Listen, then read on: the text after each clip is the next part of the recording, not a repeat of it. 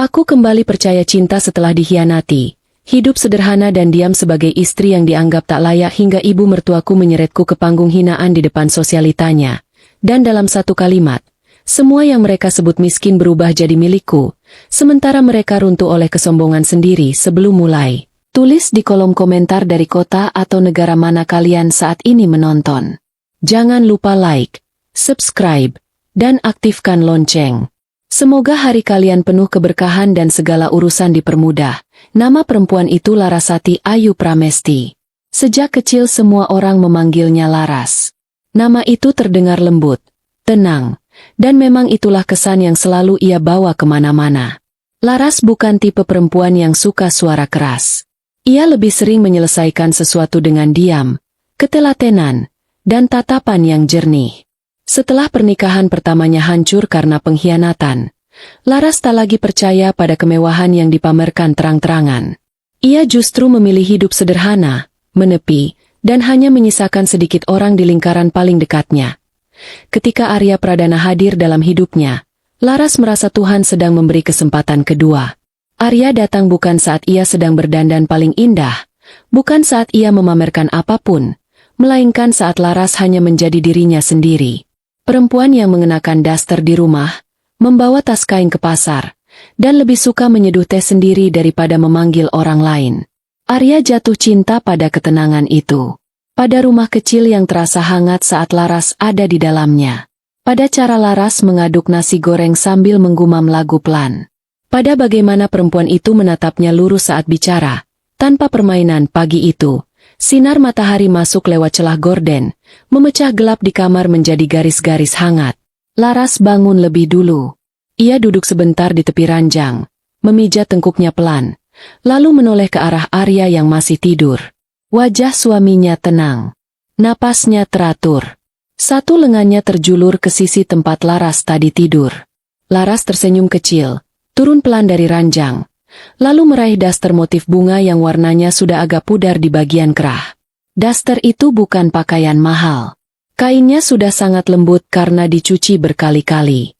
Tapi Laras menyukainya. Rumah, baginya, bukan panggung. Di rumah, ia tak merasa perlu membungkus diri dengan apapun di dapur. Laras menyalakan kompor. Bunyi api kecil memecah sunyi pagi. Kopi tubruk kesukaan Arya segera mengeluarkan aroma hangat yang memenuhi ruangan. Wajan di atas kompor lain mulai berdesis saat nasi goreng kampung diaduk bersama irisan bawang, cabai, dan sedikit teri. Rumah itu tak besar, tapi setiap sudutnya rapi. Bukan karena ada asisten rumah tangga.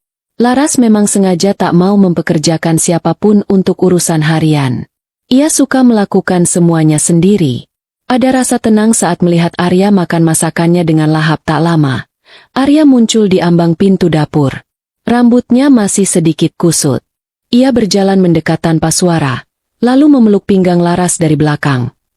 "Pagi, sayang," bisiknya sambil mencium puncak kepala Laras. "Wangi banget."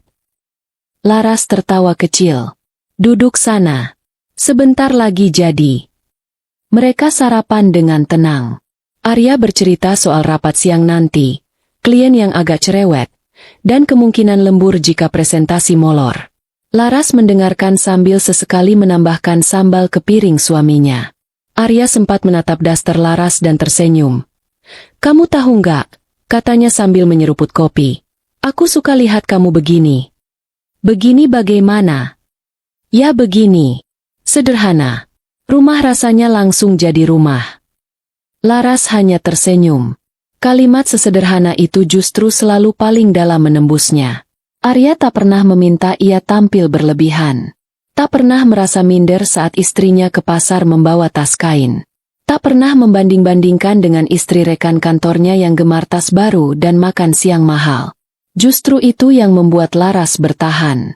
Ia merasa dihargai sebagai manusia, bukan etalase. Setelah Arya berangkat kerja, rumah kembali sepi. Laras merapikan meja makan, lalu duduk sendiri dengan secangkir teh hangat. Dari saku dasternya, ia mengambil ponsel lama yang layarnya retak di ujung. Bukan ponsel mahal, bukan barang yang akan dipajang di meja kafe. Tapi justru dari benda itulah separuh hidup rahasianya bergerak. Laras membuka laporan keuangan yang masuk dari orang-orang kepercayaannya. Ada pemasukan bulanan dari belasan rumah kos eksklusif. Ada laporan laba dari 2 restoran besar. Ada dividen saham. Ada pembaruan nilai sewa 3 ruko premium di pusat kota. Angkanya tidak kecil. Bahkan sangat jauh dari kecil. Laras menatap deretan digit itu tanpa ekspresi berlebihan. Ia sudah lama terbiasa. Kekayaannya bukan sesuatu yang meledak dalam semalam. Semua dibangun perlahan. Setelah perceraiannya dengan mantan suami yang pergi bersama perempuan lain. Dulu, lelaki itu mengira Laras akan runtuh setelah ditinggal. Ia lupa bahwa otak di balik perkembangan usaha mereka justru Laras. Setelah bercerai, Laras mengambil bagiannya, mengembangkannya diam-diam, dan memilih tidak mengubah gaya hidupnya. Ia tak mau lagi diperlakukan manis hanya karena saldo rekening. Bel pintu berbunyi saat jempolnya baru hendak menutup aplikasi bank. Laras mengangkat kepala. Kerutan tipis muncul di antara alisnya. Tidak biasanya ada tamu sepagi ini. Ia meletakkan ponselnya di meja, lalu melangkah ke depan. Begitu pintu dibuka, wajah Bu Rima langsung memenuhi ambang. Ibu mertua Laras itu berdiri tegak dengan gaun sutra warna terang, kalung emas bertumpuk di leher, gelang besar di kedua tangan, dan tas tangan bermerek yang harganya bisa membayar kontrakan tahunan orang lain. Aroma parfumnya masuk lebih dulu daripada suaranya. "Kok lama bukanya?" tegurnya tanpa salam. "Kamu ngapain di dalam?" "Maaf, Bu. Tadi saya di belakang," jawab Laras, menggeser tubuh agar perempuan itu bisa masuk. Bu Rima melenggang ke ruang tamu seperti pemilik rumah. Tatapannya menyapu lantai, rak TV, meja sudut, pot tanaman, lalu jatuh ke tubuh Laras yang masih berbalut daster pudar. Ia mendecak pelan. "Ya ampun. Kamu ini sadar nggak sih sekarang kamu istri seorang manajer? Masa di rumah begini terus tampilannya? Daster kusam, rambut diikat asal, muka polos. Kalau ada tamu anakku yang datang, kamu mau bikin dia malu?" Laras menutup pintu pelan. "Tadi saya habis masak, Bu." Alasan. Bu Rima duduk sambil menyilangkan kaki. "Kamu itu bukan habis masak. Memang dasarnya nggak tahu cara merawat diri." Laras menahan napas sebentar. Ia sudah kenal nada seperti ini sejak pertama kali Arya memperkenalkannya. Bagi Bu Rima, status janda pada Laras sudah cukup menjadi cacat. Penampilannya yang sederhana membuat penilaian itu makin lengkap. Di mata perempuan itu, Laras adalah janda miskin yang menempel pada anak laki-lakinya yang mapan. "Arya itu sukses," lanjut Bu Rima, menatap Laras dari atas ke bawah. "Banyak gadis belum menikah dari keluarga bagus yang mau sama dia. Tapi malah pilih kamu. Janda lagi. Sederhana juga bukan, miskin namanya." Laras tak segera menjawab. Ia hanya berdiri tenang. Bu Rima makin tajam. "Sekarang uang anakku pasti habis buat membiayai hidupmu. Kamu kan nggak kerja, cuma numpang hidup. Rumah dibersihkan seadanya. Masakan kampungan, penampilan menyedihkan. Ibu sungguh nggak paham apa yang dilihat Arya dari kamu." Di dalam dada Laras, ada sesuatu yang berdenyut. Bukan luka baru. Luka lama yang dibangunkan lagi. Perasaan dihitung dari penampilan. Dari harga baju. Dari apa yang terlihat, bukan apa yang dijalani. Namun wajahnya tetap tenang.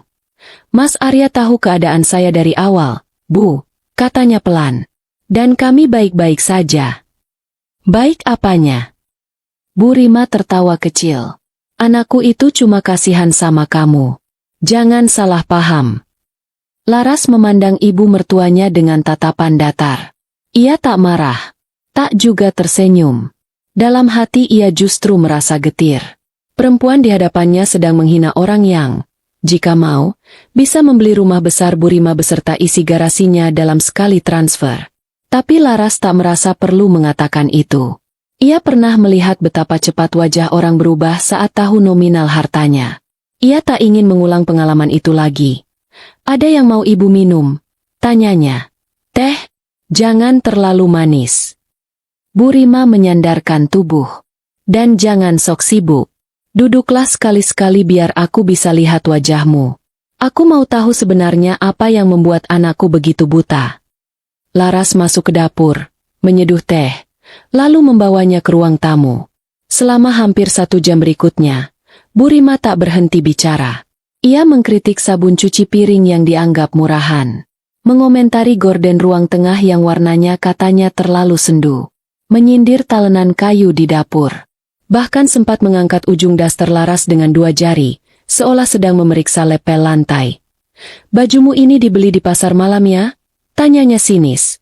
"Sudah lama, Bu," jawab Laras. "Pantesan. Benar-benar enggak ada kelas." Saat siang menjelang, Laras tetap menyiapkan makan seperti biasa.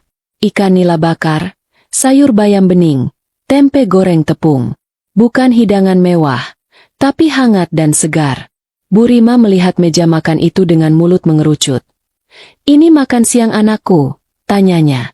"Masa cuma beginian? Kamu enggak malu? Anakku kerja kantor. Pulangnya dikasih makan seperti anak kos." Laras tak menjawab. Ia tahu nanti malam Arya akan pulang.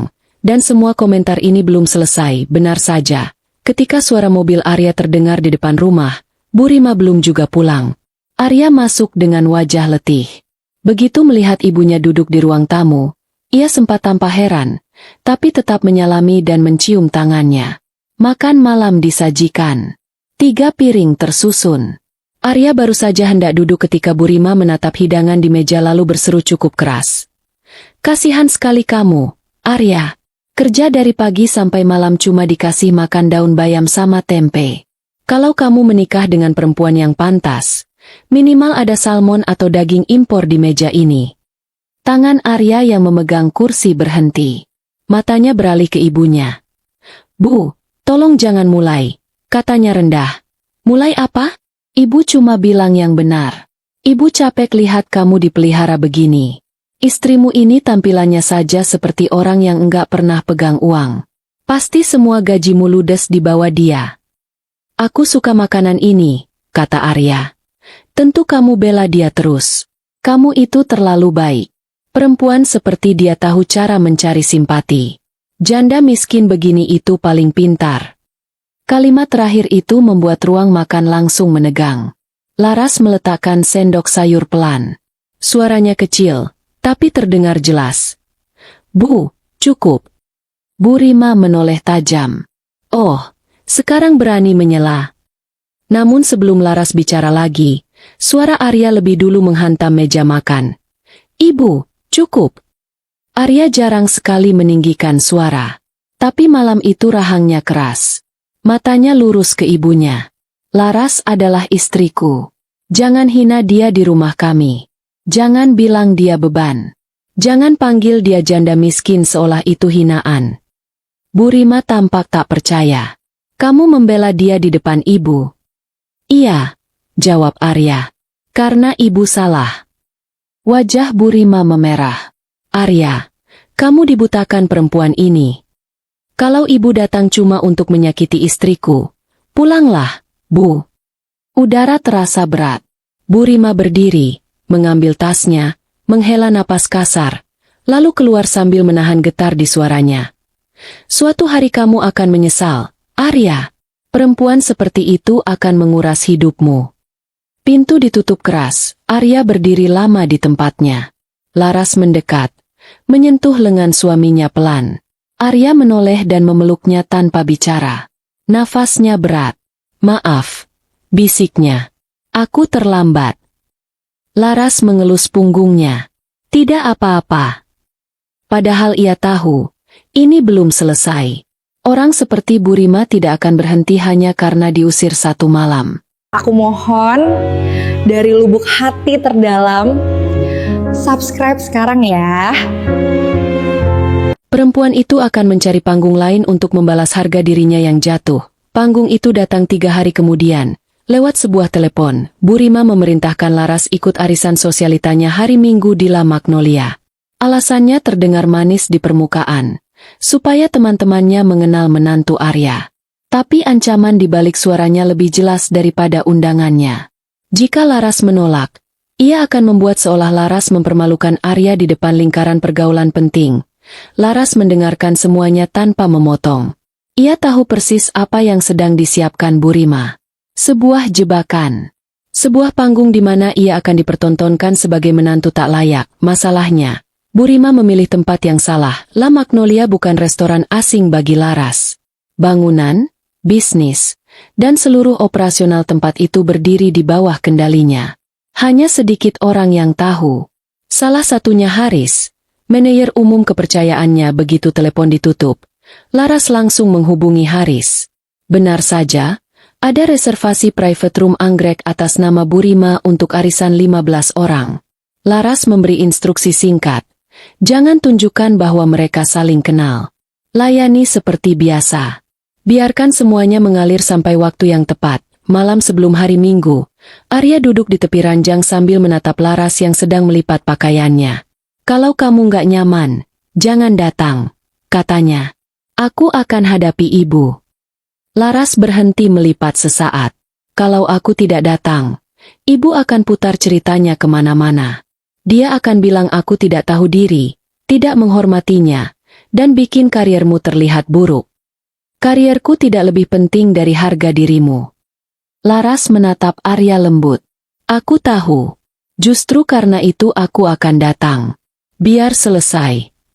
Arya diam beberapa saat. Aku takut mereka menyakitimu. Laras menutup lemari pelan.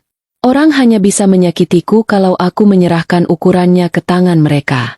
Aku tidak akan melakukan itu. Minggu pagi datang dengan langit cerah.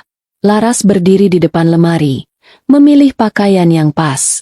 Ia tidak ingin terlalu mencolok, tapi ia juga tidak ingin tunduk pada definisi kemewahan ala Burima. Akhirnya ia memilih kemeja putih polos dari linen halus dan celana hitam potongan rapi. Tidak bermerek terbuka, tidak gemerlap, tidak meminta dilihat. Tapi bahan dan jatuhnya kain bicara sendiri bagi yang paham. Burima menjemput tepat pukul 10. Begitu Laras masuk mobil, ibu mertuanya langsung memindai dari kepala sampai kaki. Kamu mau datang ke La Magnolia pakai baju begitu, cibirnya. Seperti kasir minimarket. Laras tersenyum tipis. Ini pakaian saya yang paling nyaman, Bu. Nyaman? Ini acara sosial, bukan beli bawang. Sepanjang jalan Burima bicara terus tentang teman-temannya yang kaya, menantu-menantu mereka yang dokter, pengusaha, pejabat. Laras mendengarkan sambil menatap jalan di luar kaca. Sesekali hanya mengangguk ketika mereka tiba di La Magnolia.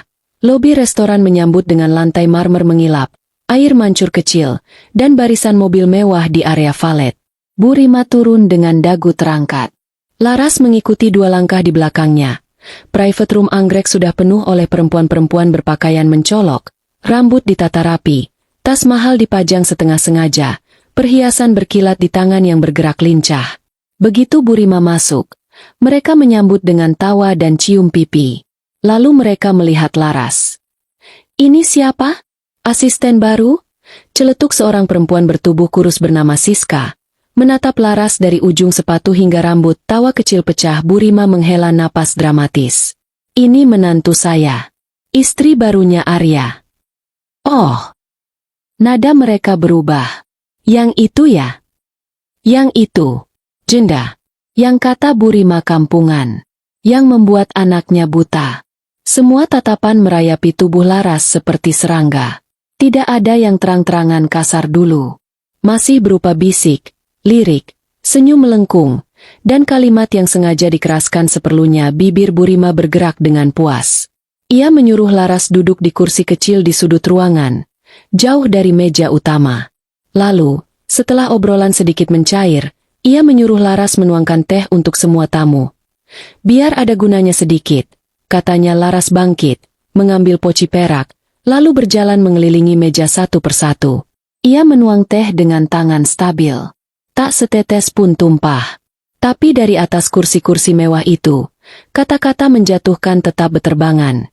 Hati-hati, ya. Kalau kena gaunku, gajimu setahun enggak cukup ganti. Tangannya kasar banget. Pantas saja Burima pusing. Laras tetap diam. Tangannya bergerak tenang. Sementara di dalam dirinya, sesuatu justru semakin jernih. Bukan sakit. Bukan marah yang liar. Lebih seperti saat seseorang melihat permainan anak kecil yang sebentar lagi akan berakhir memalukan bagi pemainnya sendiri. Hidangan utama datang. Wagyu, lobster termidor, pasta truffle. Mereka sibuk memotret, memuji, membandingkan. Setelah itu obrolan bergeser ke topik menantu. Inilah puncak favorit mereka. Satu persatu memamerkan apa yang dibelikan menantu. Jam tangan, tas, tiket Eropa, mobil, operasi plastik. Burima duduk tegang. Ia tak punya apa-apa untuk dipamerkan. Menantu yang ia bawa justru duduk di sudut dengan kemeja putih polos. Mungkin rasa kala itulah yang membuatnya nekat berdiri dan bicara. Dengan suara yang dibuat getir, Burima mulai memainkan peran korban. Ia menyebut Laras sebagai janda miskin, penumpang hidup, beban anaknya, perempuan yang tak punya tata krama. Ia menuding Laras tak pantas duduk semeja dengan mereka. Bahkan berkata penampilan Laras seperti orang yang tak pernah punya uang dan hanya tahu menghabiskan uang Arya. Aku malu, Jeng, katanya sambil menatap teman-temannya satu persatu. Bayangkan, anakku yang mapan dan punya masa depan bagus justru dijerat perempuan begini. Penampilannya kampungan, omongannya manis, dan kerjanya cuma duduk di rumah. Aku kadang bertanya, kurang apa anakku sampai harus mendapat beban seperti ini? Ruangan hening sesudahnya. Lalu bisik-bisik mulai tumbuh seperti jamur. Kini lebih berani, lebih kasar. Ada yang menyebut Laras benalu. Ada yang berkata seandainya jadi Burima, ia akan menyuruh anaknya menceraikan perempuan seperti itu. Ada yang bertanya keras-keras apakah Laras punya keluarga atau memang hidup sendiri dan mencari tumpangan baru setelah cerai. Ada yang tertawa kecil sambil berkata, begitulah janda. Kalau dapat yang mapan, digigit kuat-kuat. Setiap kalimat itu masuk jelas ke telinga Laras.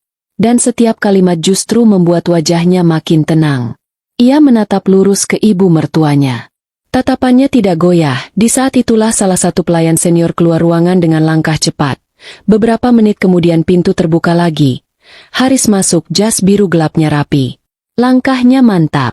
Burima langsung menyambut dengan nada mengadu. Menyebut pelayanan buruk, menyebut orang sembarangan masuk restoran, menyebut Laras seperti masalah yang harus dibersihkan dari ruangan itu. Haris bahkan tidak menoleh padanya. Ia berjalan lurus melewati meja marmer, melewati piring-piring mewah, melewati para sosialita yang mendadak menahan napas, lalu berhenti tepat di depan Laras dengan gerakan sangat tenang. Haris membungkuk dalam-dalam. Selamat siang, Nyonya Larasati, ucapnya lantang.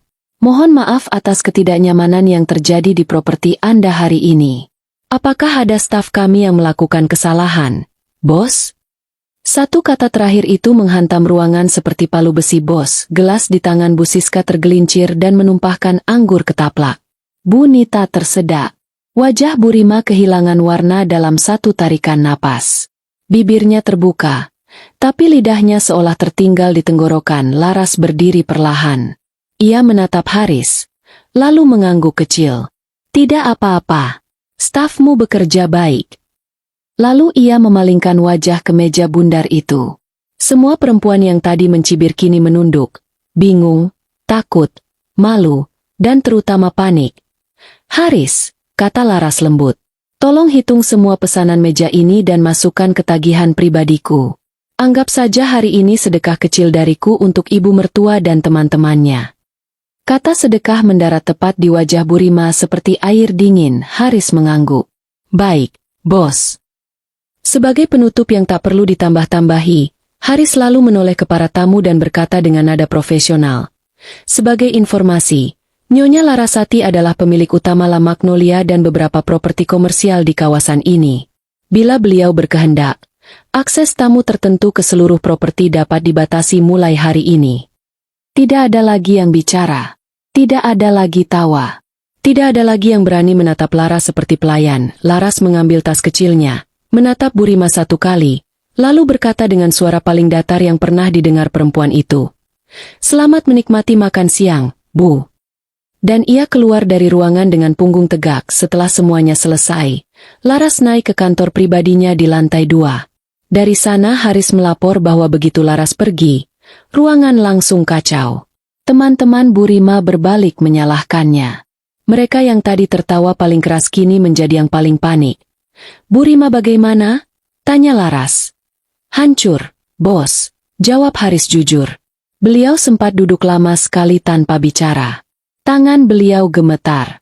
Begitu salah satu temannya bilang beliau bodoh karena mempermalukan pemilik restoran sendiri, wajah beliau langsung seperti orang mau pingsan. Laras mengangguk pelan. "Biarkan saja." Sore harinya, Arya pulang lebih cepat dari biasanya. Wajahnya tegang. Ia sudah mendengar semua lewat atasannya, yang kebetulan suami salah satu ibu-ibu arisan itu. "Benarkah?" tanya Arya begitu sampai di rumah. "Benarkah kamu pemilik La Magnolia?" Laras menatap suaminya lama. Tak ada lagi alasan untuk menyimpan. Ia mengangguk, Arya duduk perlahan. Kebingungan di wajahnya nyata. Bukan marah. Lebih seperti seseorang yang menyadari ada bagian besar dari hidup istrinya yang belum pernah ia sentuh. "Kenapa kamu simpan semua ini dariku?" "Karena aku ingin dicintai tanpa harga," jawab Laras pelan. "Aku sudah pernah kehilangan orang yang salah karena terlalu cepat menunjukkan semuanya. Aku tidak mau lagi mengulang itu." Arya mengusap wajah, lalu menatap Laras dengan mata basah. "Kamu membiarkan dirimu dihina karena ini." "Aku membiarkan orang menunjukkan siapa mereka," kata Laras. "Ada bedanya." Arya memeluknya lama. Tidak ada kata-kata berlebihan. Hanya pelukan pria yang sadar istrinya jauh lebih kuat dari yang selama ini ia lihat. Namun malam itu belum selesai. Ketika matahari hampir tenggelam, pintu rumah diketuk pelan. Pelan sekali. Seolah orang di luar takut pintu itu tidak akan dibuka, Bu Rima berdiri di sana dengan wajah luntur. Riasannya rusak. Gaunnya kusut. Semua keangkuhan yang biasa menempel di tubuhnya seperti tanggal di lobi restoran tadi. Begitu melihat Laras, Bu Rima langsung masuk dan bersimpu di lantai. "Laras, maafkan ibu." Suaranya patah-patah. "Ibu salah. Ibu benar-benar salah. Ibu nggak tahu." Laras memandang perempuan yang dulu selalu memandangnya rendah itu tanpa berkedip. Ia tahu permintaan maaf ini bukan murni lahir dari kesadaran. Di balik air mata itu masih ada satu ketakutan besar. Takut kehilangan akses. Takut dijauhkan dari anak. Takut tak akan pernah bisa menyentuh kemewahan yang baru saja ia lihat dekat sekali. Laras menarik kakinya perlahan agar tidak disentuh. "Berdiri, Bu," katanya dingin. "Lantai rumah saya terlalu sederhana untuk gaun ibu." Kalimat itu membuat bahu Bu Rima turun. "Aku memaafkan ibu," lanjut Laras. "Tapi ada beberapa hal yang harus jelas mulai hari ini." Arya berdiri di samping istrinya. "Diam. Tidak memotong. Pertama, ibu tidak boleh lagi ikut campur soal rumah tangga kami. Soal cara saya berpakaian, cara saya mengurus rumah, atau cara saya hidup. Kedua, jangan pernah lagi menghina pekerjaan, masa lalu, atau penampilan saya. Ketiga," Laras menjeda sejenak. "Jangan pernah berharap uang saya akan menghidupi gaya hidup ibu." Bu Rima mengangkat wajah cepat. Mata yang tadi basah langsung memantulkan sesuatu yang tertangkap jelas oleh Laras. Kecewa. "Uang saya tetap uang saya. Yang akan ibu terima dari Arya tetap seperti biasa sebagai baktinya pada ibu. Tidak lebih. Jangan salah paham. Kekayaan saya bukan hadiah untuk orang yang menghina saya." Tak ada bantahan. Bu Rima menunduk. Air matanya jatuh lagi. Arya akhirnya bicara. "Pulanglah, Bu. Renungkan semuanya." Bu Rima pergi malam itu dengan langkah jauh lebih lambat daripada saat pertama kali datang menghina Laras. Tidak ada lagi suara tinggi. Tidak ada lagi sindiran. Keesokan paginya, hidup kembali berjalan seperti biasa. Laras mengenakan daster bunganya yang pudar. Rambutnya diikat sederhana. Ia menyiram tanaman di halaman sambil sesekali menyipit karena sinar matahari. Dari kejauhan, sebuah mobil melintas pelan di depan rumah. Kaca belakang turun sedikit. Bu Rima duduk di dalam sana. Tatapan ibu mertuanya kini berbeda. Tidak ada lagi jijik. Tidak ada lagi rasa menang. Hanya ada campuran malu, takut, dan penyesalan yang menempel di wajahnya seperti bedak yang tak bisa dihapus. Laras mengangkat tangan dan melambaikan jari dengan senyum kecil. Mobil itu segera melaju lagi. Arya yang baru selesai mengunci pagar menoleh ke arah jalan, lalu ke Laras. Ibu.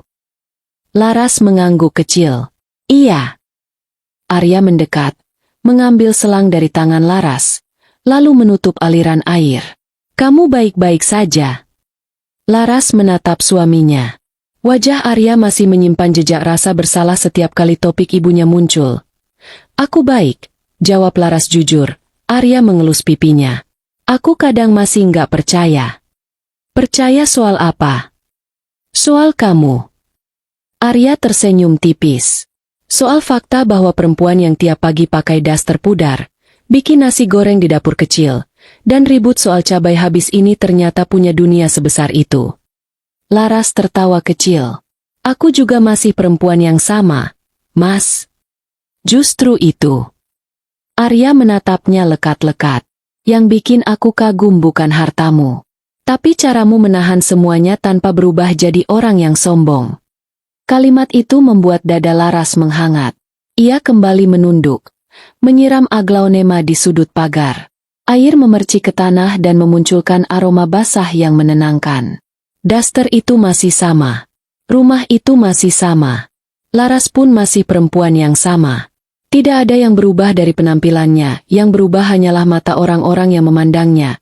Dan sejak hari itu, tak ada lagi yang berani menyebut perempuan berdaster pudar itu sebagai beban. Terima kasih sudah menonton. Antan, tolong ya bantu channel ini berkembang. Subscribe sekarang.